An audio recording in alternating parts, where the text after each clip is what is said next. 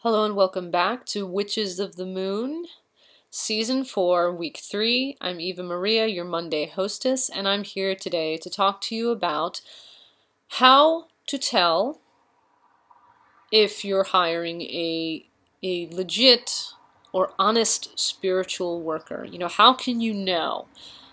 Maybe, for whatever reason, there's a situation you want to work on, but let's say you're unable to do that for yourself for whatever reason. Maybe, I don't know, maybe you don't feel confident to work a certain, spell working for yourself, or you don't know a lot about a particular situation. You're looking to maybe find someone with a little bit of a deeper base of knowledge, or, maybe you just want some backup work. There could be any number of reasons why, maybe you don't feel comfortable, maybe you're just not in a good position, whatever. I mean, there's different reasons why people go to other people to do spell work on their behalf or to do readings on their behalf. It doesn't mean that the person who's hiring the spiritual worker or the reader cannot do their own readings or work. Maybe they just feel more comfortable turning to someone with a good amount of experience under their belt. Maybe they just feel like, hey, or maybe they just are really stressed out at that point. So they're like, oh, I don't think I'm in a good headspace for this. I need to hire somebody to help me. Whatever the reason, maybe someone chooses, okay, I'm going to hire someone to help me. Then the question arises, how do you know if you're hiring someone who is legit, who is honest? The key word here, of course, is honest.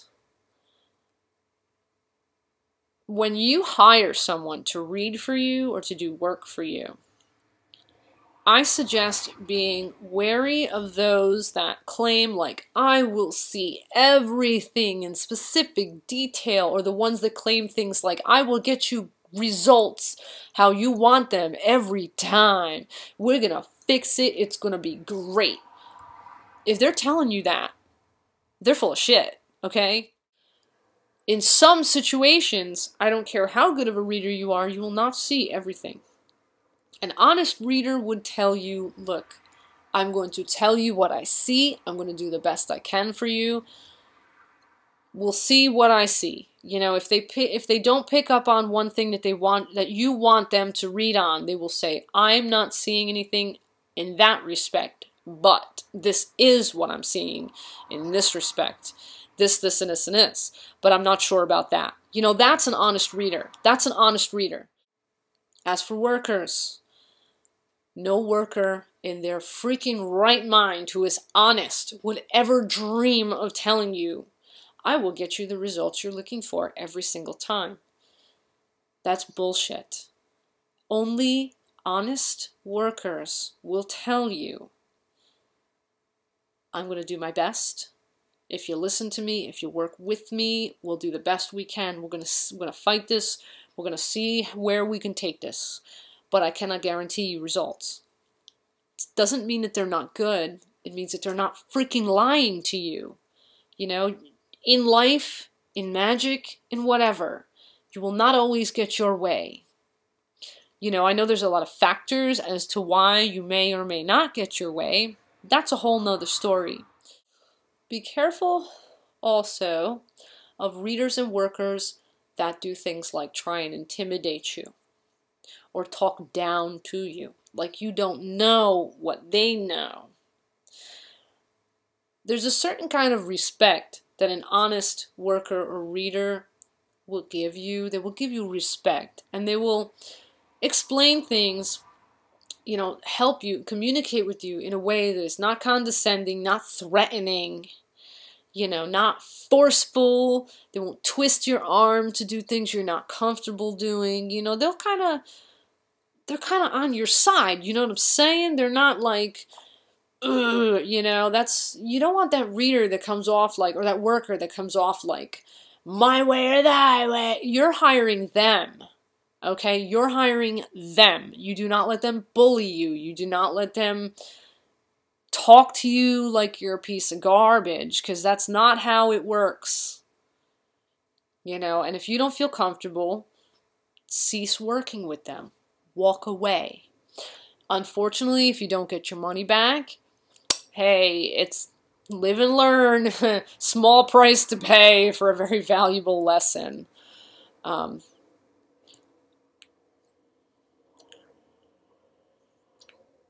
It helps as well if you, before you hire someone, maybe look into other people that may have hired that person, or look into, people that have had experience with that worker. Maybe ask around in the community, see what people have to say, I mean, people are going to tell you honestly, like, don't necessarily just read reviews on that worker or reader's site, okay, if they have a website, because you know that they're only going to put up probably the ones that are like, excellent, 5 stars, great, You want to like talk to people, maybe ask around in different groups of people. Hey, have you hired this worker? Or do you know about that worker that, does this, or that reader? Like, what do you think of that reader?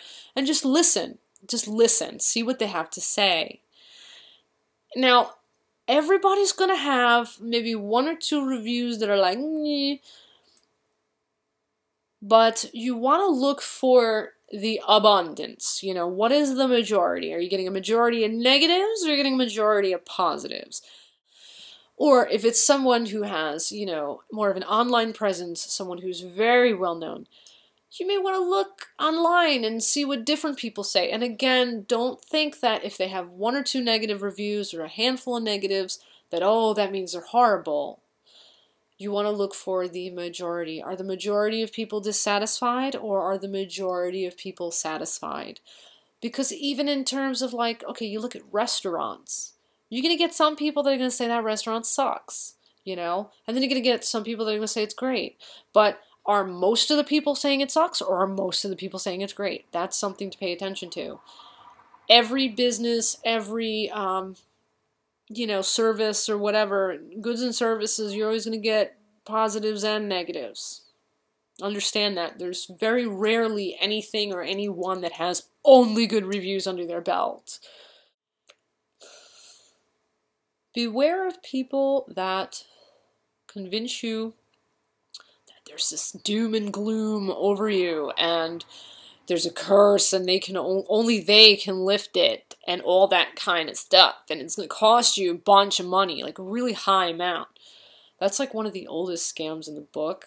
You want to watch out for that. I've heard of readers that do that, the readers/workers that do that, and then I've heard of workers that do that, the ones that are not ethical or legit. They will tell you things like, they'll just make it up. It doesn't mean you're really cursed. They'll just be like, oh, you're cursed and I can take it off. It's going to cost you like $600 because I need to get some really exotic stuff, And the reason why some people fall for those scams is because there is a pervasive, I think that's the right word, belief that a lot of people, pervasive, is that really the right word? I don't even know. Maybe persistent is the better word. There's this persistent belief that a lot of people hold that if services or readings are, marketed at a lower price, then they're somehow not good. That, oh, well, you got to value your work, so you got to charge like a whole bunch of money because the work is that good. Personally, I don't believe that what you charge has anything to do with the price of tea in China. That is just the amount that you deem that you want to charge. It doesn't mean you're good. It doesn't mean you're bad. You know what I'm saying? Like, I do readings for people where my readings in price span from anywhere, depending what spread you get. They can go from like $3 all the way to like $20, depending what kind of spread. And the reason I don't charge a lot is not that my readings suck. It's that I'm catering to people that need insight, who, have lives, jobs, kids to pay for, bills, tons of things they need to pay for. They have a life to support, they have a cost of living on their back. They're not making bank. They don't have it like that. They could be like, here's $200 for my reading. That's just, a lot of people don't have it like that. And those are the people that I'm catering to. So don't fall for that whole belief that if it's not expensive, it's not good, because that's not true. It's just not true. I have heard of people that charge very little who are good. I've heard of people who charge very little who suck. I've heard of people who charge a lot who are good. And I've heard of people who charge a lot who suck. You know, so it's not even about that. You can't really judge it on their price tag. But do watch for those that, you know, do things like, okay, in the case of readers, readers shouldn't ask you questions during a reading. They shouldn't be like, oh, is this the case? Or what's going on in your house? Or, you know, who's M? You know how many people know someone with a name that starts with an M? Like, if someone's going to read for you, the most that they should ask you is, what would you like me to read on for you? And then you tell them, and they go, okay. They don't sit there asking you 20 questions. They just go ahead and read you. And then maybe after they deliver the results that they got, they'll say, okay, now if you'd like to talk more with me, you know, we could put it into context and I could kind of like help you to understand some things if you have any questions. But they won't ask you during the reading. They're supposed to tell you things, not ask you things. As far as spiritual workers are concerned, I think one of the best ways that I can help to illustrate for you some signs to look out for is I can share with you an experience that I had firsthand. My mother, when I was a teenager, I was sort of like new into the occult and everything, but I was in it enough that I had read quite a bit and I was sort of familiar with it. My mother decided to hire a spiritual worker, and I was like, okay, I'll go with you, you know, to see the man. So we went there, and from the beginning, I kind of was getting like gut feelings that like something wasn't right. The first thing he did, I went there wearing my pentacle that I used to wear all the time at the time. The first thing that happened that made me like, was he told me to sit out in the waiting room, and he took my mother in. I found that a little strange because I was wearing my pentacle. I felt like he knows that I know about this sort of subject, and he's telling me, stay in the waiting room, you know? I could have been wrong, but that's sort of the sense that I had. So then my mother comes back, and she's, you know, we get ready to leave, and we leave, and then she's telling me, oh, he told me I can't write anything down, and like, you know, just to listen. That was another red flag. I found it awfully freaking weird that he told her don't write anything down. The sense that I had was, does he not want her to remember half the things that he's telling her so that she will have to go back and have more consultations with him in the future, so that maybe also if he says something that's like not correct or that doesn't work or whatever, or that, you know, maybe he can backtrack more easily because she doesn't have anything written down to go, but you said this, how come you're saying this now? You know, that kind of sent up a red flag with me. And I was telling my mother, I was like, Mom, I don't like the way that he's going about stuff. You know, I said, I don't think he's legit, Mom. And she was like, oh, no, I think he is. And she was listening to him at first. And he told her things like, he gave her this ginormous bag of like eucalyptus. And he's like, make tea, make a lot of tea. Have your family drink a lot of this tea all the time. So my sister, I was telling my sister, you know, I don't know about this guy. I don't know. So my sister goes and like starts looking around, researching eucalyptus and all this stuff. She found out that drinking eucalyptus tea in great amounts, a lot, can actually prove to become like toxic. You know, you can have eucalyptus, you know, here and there in tea in like reasonable amounts. But if you're drinking it constantly, heavily, in a strong tea, all the time, like that can be toxic, and that's not safe. And he told my mother to do that, to have us all drink it like a lot, frequently, just completely, just go nuts, have eucalyptus tea like it's going out of style, and that is so dangerous. My sister told my mother, no, no, you know, so the two of us were like, Mom, no, no. And then she started to see his true colors after that, because she would talk to him on the phone and he would get really, like I said before, you know, watch out for that condescending, threatening sort of demeanor, and he became like that with her on the phone, like, you better listen to me, I know what I'm talking about, you don't know what you're talking about, blah, blah, blah, blah, blah, blah, blah. And he's like, I need more money, I need to buy these candles that burn for like 14 days and all this stuff. He was like intimidating her, and he was trying to twist her arm into doing things that she was just like, whoa, whoa, whoa, you know? And then when that happened, he was quoting her prices that were like sky high, through the roof, and she's like, I can't. And he was just being so aggressive and so, you know, just like, come on, woman, pay me, you know. And then she listened to me and my sister finally, and she was like, no. And she just like completely ceased to work with the guy. She didn't get the help she was looking for, you know, sadly enough. But I think that's a really good example that I can illustrate for you the sorts of things, you know, to look out for. You know, is a worker treating you with respect, with honesty? If they're telling you, you know, take this herb or do this practice, if you look it up in some other sources elsewhere, in literature, from scholarly sources online or anywhere, like, are you going to find information to back up what they're telling you?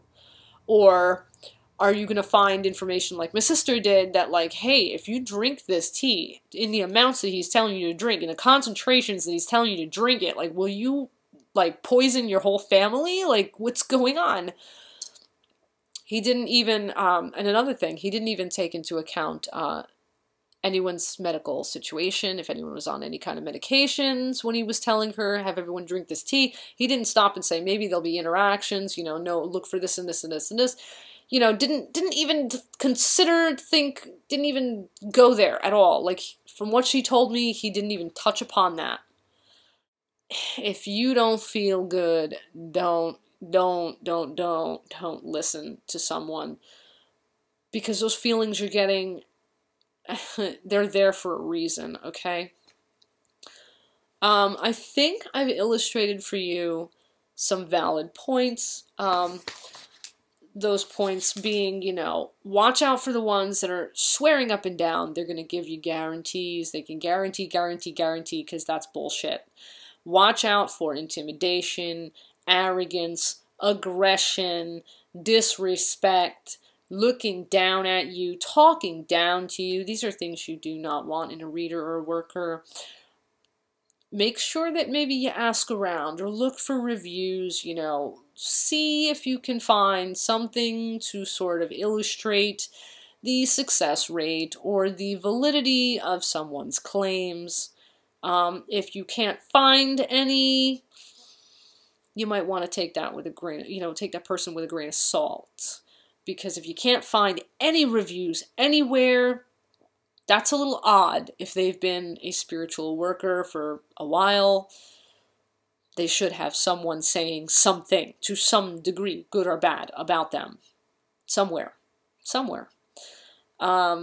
Watch out for the old, there's a curse on you and I can lift it, I can lift it for more money scam. That's very, very classic. Again, it's not the price that they charge. That's not a factor in how good or bad they are. Now, I understand that when you hire someone, the price of their services will be something you will consider depending on the limitations of your financial situation. Fine. But if you're going to look at less expensive readers or workers, you're still going to want to take into account all these other factors that I'm illustrating for you. And if you do have money that you can hire someone at a higher, you know, expense, again, take into account all these other things I'm illustrating for you, because it's not what they charge that deems if they're good or bad. It's not what they charge that deems their success rate or the validity of their practice. And, you know, in terms of readers, look out for readers that are asking leading questions, constantly asking you things in the process of a reading. They shouldn't ask you. They should tell you. And finally, as I illustrated for you in the story that I shared with you about my mother's experience with a non-legit, dishonest spiritual worker, listen not just to your, logic, but also to your instincts, your, the feelings you get, your instincts and your intuition. If you're like, it's a little weird, you may want to really be a little wary, be a little careful, So this is pretty much my perspective on things. It's hard, honestly, to be able to say there is a set formula how you can tell an honest reader or worker from a dishonest one, but these are probably some of the more, I would say, significant points to consider that come to mind most readily. I'm sure there are other points you may want to consider. Basically, just remember you are hiring someone, and you want to kind of do your homework, do your research. Like I said, look into reviews and stuff. How long have they been doing what they're doing? If they say they've been doing something for like 30 years and yet you've heard not a peep of a review from anyone, that's a little freaking weird, as I've said before. I'm going to try and put some links down in the description for you, as I always do, as I like to do, to share with you some further information on how you might recognize a legit versus non-legit, like, reader or worker. I hope this video has given you some food for thought. I hope that I've introduced this week's topic in a good way. I hope that, this is something that can be beneficial to you. I look forward to hearing your questions, comments, thoughts, feelings, if you have anything to add from personal experience or from something you've seen or heard of someone else maybe going through with a reader or worker that you may want to point out, like, hey, so-and-so had this experience, so you might want to look out for this or that. Share that in the comments. I welcome you. Please do share that, because you could be helping someone else. And, as always, I look forward to seeing everyone else's videos this week. I think this is a really, really awesome topic, and it's something that I think more people in the community should talk about, because, there are a lot of people that really do need help sometimes, and they have to hire someone, or they feel they want to hire someone, but they kind of are like, well, how do I know that I'm really going to be getting a valid, good, experience, getting the help I need, getting, getting true, honest, valid work or insight. So, yeah, that said, I wish you blessed be and ashe. Have a wonderful Monday, and until our next exchange, until next week, bye-bye for now.